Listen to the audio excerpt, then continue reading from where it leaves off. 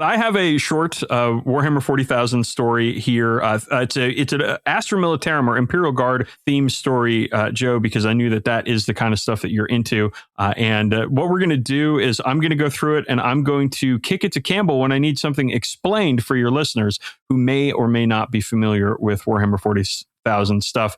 Just as a quick background, Warhammer 40,000 is set in the 41st millennium of what would be our current timeline, but far, far in the future, about 38,000 years in the future. And at that point, things are pretty bad for humanity.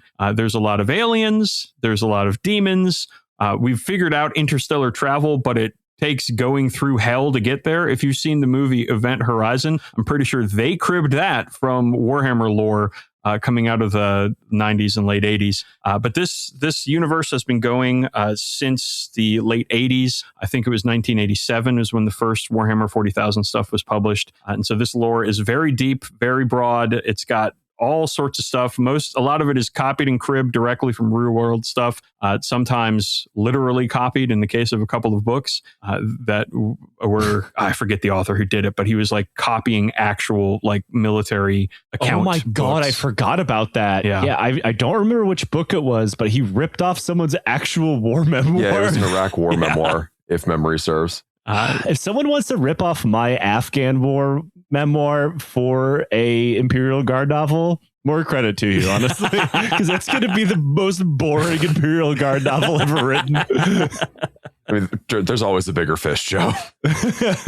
All right. So, Campbell, do you think you can set the stage just broadly of what the Imperium is, who runs it, and what's going on for the Lions Led by Donkeys listeners? Okay, so it's important to know the Imperium of Man are not the good guys. There are no good guys. There's just varying degrees of bad guy. The Imperium of Man is basically a theocratic,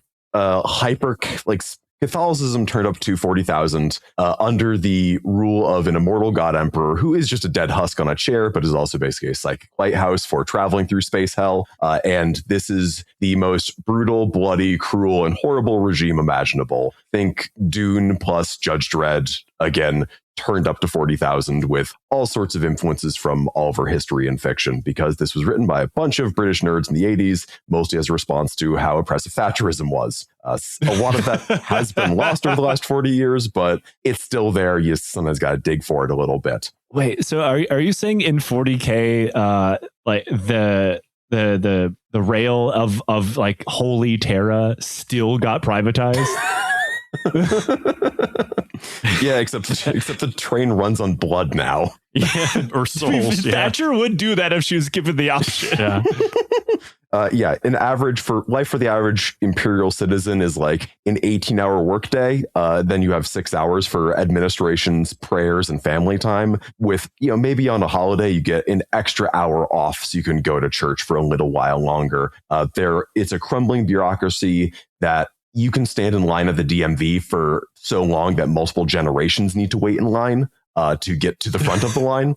It can take literally hundreds of years. It is a setting without computers. Thinking engines are basically these skulls of human beings and their brains just kind of wired up to be simple thinking machines. So Dan mentioned a lobotomized automata earlier. That's a job that you might think in a sci-fi setting would be done by a robot. But no, that's probably just a criminal or pensioner or unfortunate sod who got part of their brain excised so they can do one job for a couple hundred years until the organic parts of their body decay. It's a setting where hell is real and there are no fewer than 4 different kinds of Satan. And if you draw a weird symbol on the wall, what do you know? You've actually opened a rift to one of those various dimensions of the warp, which is space hell for all intents and purposes. It is a setting where if anyone says they want to live there, they are lying whether they know it or not. It sucks. It rules. It sucks. Don't go there. It's such a cool world. It blows. Like I've never liked a piece of media more that had such an awful world that it involves in. And like I consume a ton of fantasy and science fiction, which is no surprise to anybody who's been listening to the show for long. I am a fantasy and science fiction author. I'm also a massive nerd, but like there's always something in all of those worlds. It's like, oh, this is pretty great. There's none of that in 40K. No, it's all bad. It's all horrible. Yeah.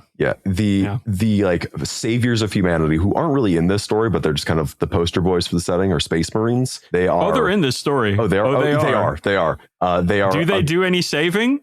Up to debate. Yeah.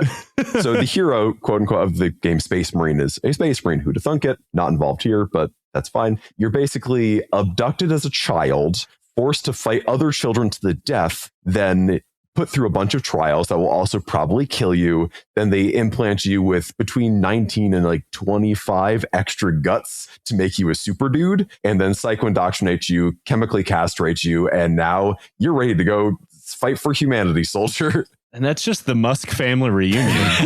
Oh, no. Rip. Yeah, it's a place where the only people who are having fun in this universe are the aliens who are trying to eat and murder all of humanity. And honestly, good for them. Total support. Yeah, we had it coming. Yeah, the orcs seem to be having fun. Oh, they're doing great. Yeah, there's orcs in this universe. They're called space orcs, and they are originally templated off of soccer hooligans from the 1980s in Britain. And so all they want to do is fight, and it doesn't matter who they're fighting. As long as there's a good scrap, they'll be there and they're having fun. They are one of the more whimsical and fun factions in the Warhammer 40K universe. And Orc players love to remind you about it. That's why all the media gives them a weird Cockney accent. I never put those two together. They all have depending on your tolerance for Cockney accents, depends on how much you're going to like orcs.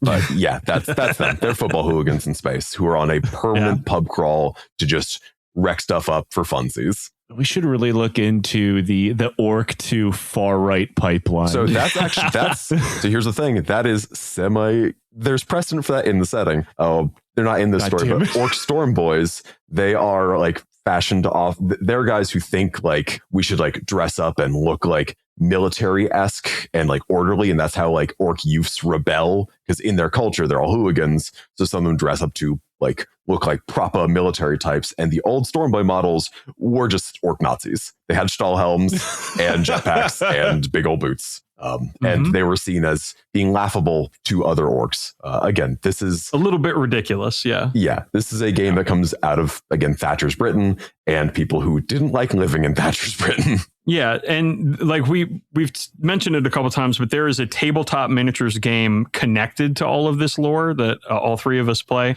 Campbell and I have been playing it for decades at this point, and we are for some reason spending our lives on talking about it too over on our podcast, the 40K Badcast, and it's fun. It's a good time. We've made lifelong friendships and had many, many good times through this wonderful hobby and this wonderful setting, and so we are thrilled to share it with you all today. All right, so I'm gonna start in here on this little story.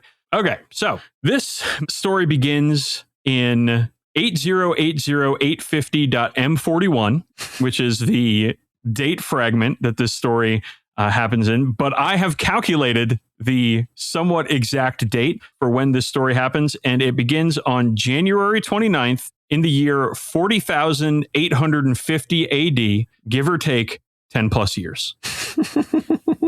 Because the way the dates, you know what? I'm not going to go into dates in 40K. It's not important to this story, and it's really confusing. But January 29th, 40,850 AD is when we start.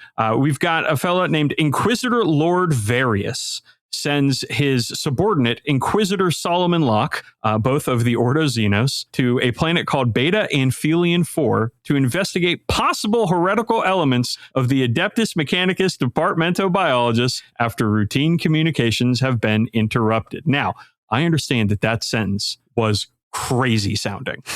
I get it.